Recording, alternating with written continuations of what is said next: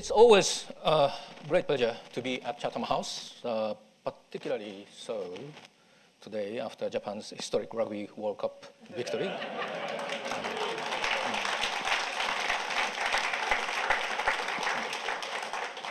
It was so expected. I was there in Brighton to see Japan beat mighty South Africa. I wish to also congratulate England, Wales, and Ireland on their respective convincing or maybe half-convincing victories. Although without any political implications, Scotland is a separate issue as it faces Japan the day after tomorrow. But it's not just an intellectual pleasure, but a great privilege to be invited to address this august body and open the third round of the UK-Japan Global Seminar Series. 2 years ago, I was present at the launch of this initiative here. It has thus been particularly gratifying for me as ambassador of Japan to witness the steadfast growth of these gatherings as illustrated by the eminent lineup of the participants as well as good audience turnout today, despite the competing attractions of the 2015 Rugby World Cup, of course. Thanks to the excellent planning of Chatham House, the Nippon Foundation, and the Great Britain Sasakawa Foundation, the two-day conference fits extremely nicely between match days.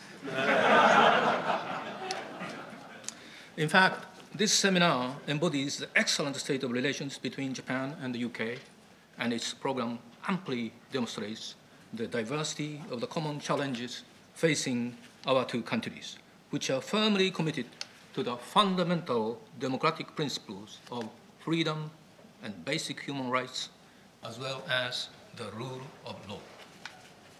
If you allow me to be a little bit personal, my 2 stints as a diplomat in London will perhaps illustrate how our ties and shared interests have evolved. When I was first stationed here, as has been introduced by Robin, in the mid to late 90s, first under Ambassador Fuji, who is here with us today. Welcome, Ambassador. There were 2 main issues that needed addressing. Japan's hefty whiskey tariffs and the problems of the past were war settlement. The first of them, the long-standing whiskey issues, finally was resolved, or may I say, evaporated, as it were, somewhat like the so-called angel's share. As for the other matter, the problems of the past, specifically the issues of an apology and compensation for former POWs and civilian internees, were actually very emotive and lingering. But as a government-to-government issue, steadily became, well, problems of the past. Thanks to the noble efforts of many dedicated people, Japanese and British, to foster and consolidate the process of reconciliation. Eventually, we reached a stage where one of my predecessors, presumably warning against complacency, remarked that the problem of Japan-UK relations was that there was no problem.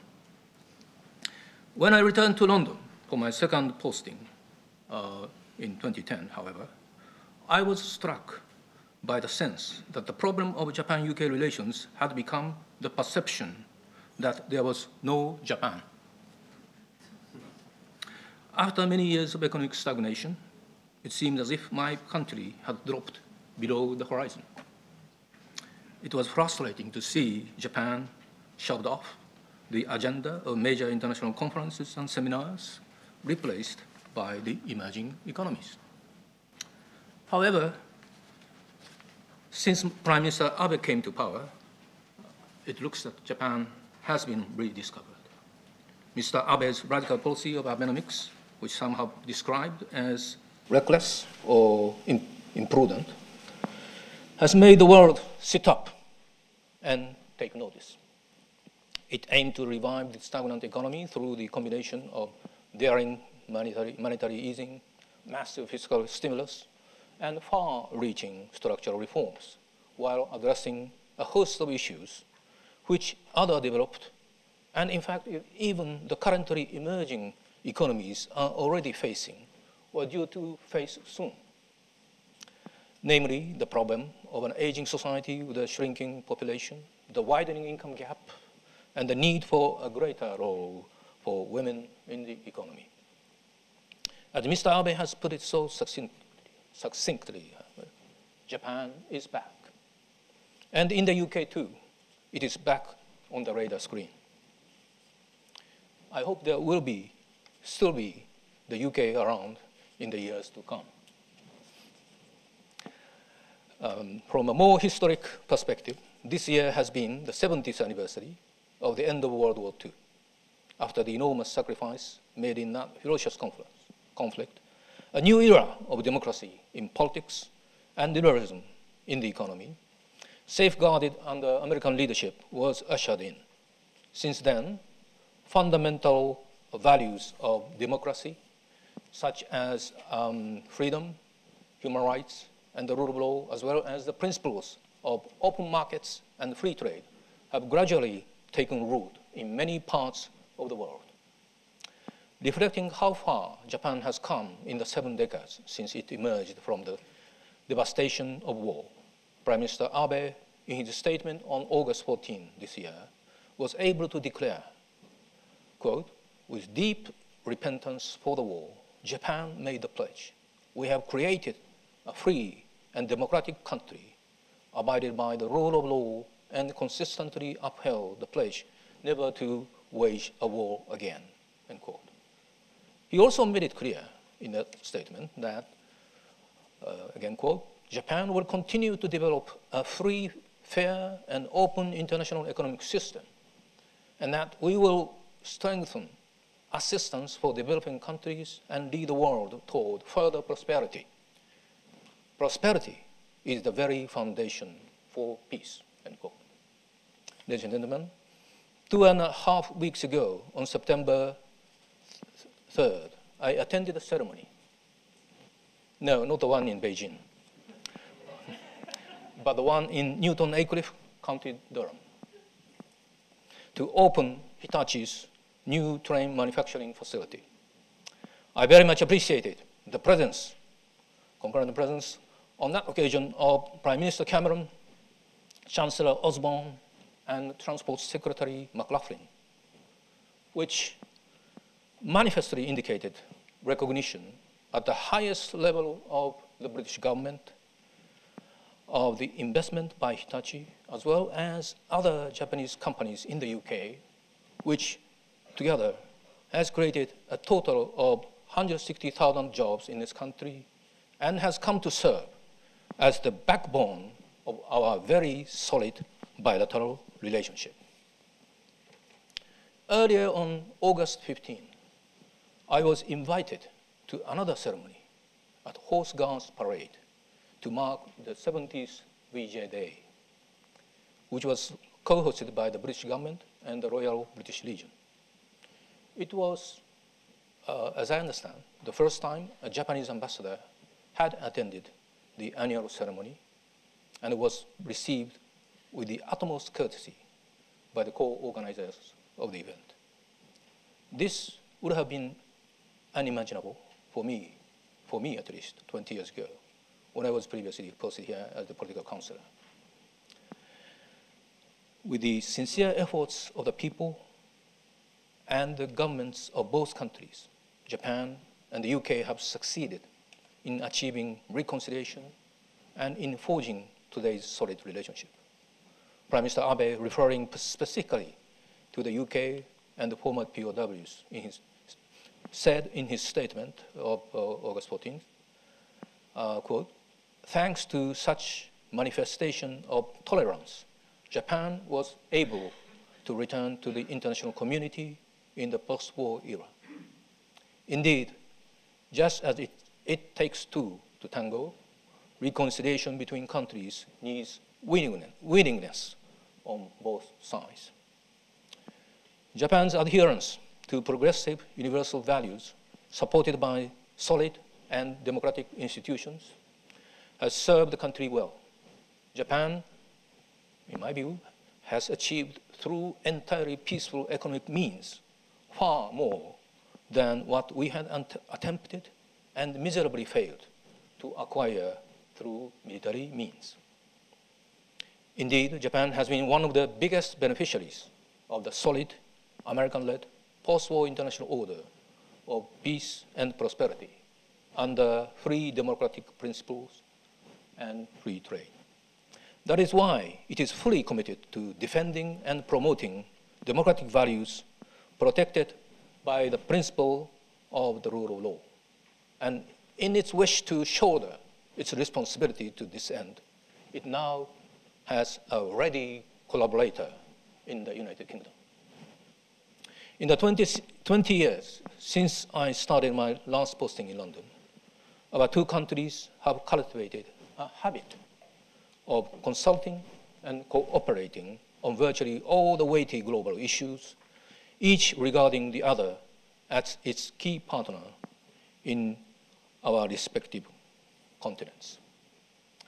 From a much wider global perspective, after the pivotal moment of the end of the Cold War, a lot of people believed in the notion of the end of history. However, things have not developed in quite as rosy a way as had then seemed likely. And we were shaken out of any false sense of security by 9/11 and its sequels, including the surge of ISIL, as well as the Russian annexation of Crimea, to name but a couple of seminal events. We in the advanced democracies have found ourselves challenged by countries or entities that do not fully, if at all, subscribe to liberal democratic values. And we have had to cope with the fallout from the turmoil in failed states. These challenges have been compounded by a quantum leap in information technology and the economic dislocation of a considerable segment of the populace marginalized by the relentless progress of globalization, the endangering of cybersecurity, increasing radicalization, rising populism in many societies, and recent mass migration can be seen as signs of stress in the global system. Addressing these challenges is admittedly a formidable, daunting task. In fact, there are few liberal democracies which are capable of making a meaningful contribution to upholding these fundamental universal values, and at the same time are willing to do so. And in my view, Japan and UK are among these handful of countries. We should thus see each other as precious partners and build on the successful cooperation we have forged so far. After the general election in May, the new British government expressed its resolve to re-engage with the international community, which is backed up by its commitment to maintain the NATO defense spending target of 2.0% of GDP, in addition to the foreign aid goal of 0.7%. Moreover, on August 12, Foreign Secretary Hammond gave a notable speech at Beijing University, where he unequivocally stated that the UK, quote, the UK has a strong interest in the stability of the South China Sea region, unquote, and stressed that the, again, quote, rules-based international system has to apply universally, end quote. We trust that the new National Security Strategy and Strategic Defense Security Review, SDSR, which will be launched shortly, will address the significant changes that have taken place in the global security environment, including in the Indo-Pacific regions over the last 5 years. One cannot overstate the fact that Japan has faithfully walked the path of a peace-loving nation and contributed to upholding the international order based on the fundamental principles of safeguarding democratic values and the free, fair, and open economic system, assisting developing countries through financial and technical aid, as well as peace building. The presence today of Dr. Akiko Yamanaka, Special Ambassador for Peace Building, appointed by Prime Minister Abe, is a testament to Japan's strong commitment in the latter regard. Holding high the flag of its proactive contribution to peace, Japan will contribute to the peace and prosperity of the world more than ever before. To this end, last week, after one of the longest sessions in its history, the Japanese Parliament passed a body of legislation which will enable the self-defense forces to make a greater contribution to the US-Japan Security Alliance and UN peacekeeping operations. It will assist in the enhancement of global peace and security. Foreign Secretary Hammond immediately issued a statement welcoming the passage of the legislation. He knows that the time is clearly ripe for the Japan-UK defense and security cooperation to enter a new, loftier dimension. Japan and the UK are now ready to work as partners for global peace. The joint statement by the two leaders, two prime ministers, in May 2014 paved the way for the first ever Japan-UK foreign and defense ministers meeting last January, which set a solid framework for cooperation in defense and security. Next year, we hope the second 2+2 meeting will take place in Japan to bring the cooperation further ahead. Moreover, Japan will host the G7 meetings, the forum for like-minded liberal democracies to have candid and action-oriented dialogues. And we are very much looking forward to visits to Japan by Prime Minister Cameron, Chancellor Osborne, Foreign Secretary Hammond, Defense Secretary Fallon, and several other Secretaries of State in this context to further our cooperation. Riding on the momentum they have forged, Japan and the UK, two of the few capable and willing democracies in the world, can and should advance cooperation through a series of concrete measures. Moreover, as small island nations at either end of the vast Eurasian continent, we both need to work with another island nation, a big one facing both the Pacific and Atlantic Oceans. Indeed, the special relationship between the UK and the US has played a remarkable part in steering the course of world history, whereas the Japan-US alliance has been the major anchor of peace in the Asia-Pacific region. Japan-UK bilateral cooperation will derive enhanced meaning from our close ties with the United States. Also, our respective links with India, Australia, and the countries in Southeast Asia should also serve as platforms to strengthen our joint or coordinated involvement in the issues of peace and prosperity in the region. On that note, I trust that you will engage with gusto in the discussion over the next 2 days and will come up with new and innovative ideas to show us the way ahead. Thank you very much.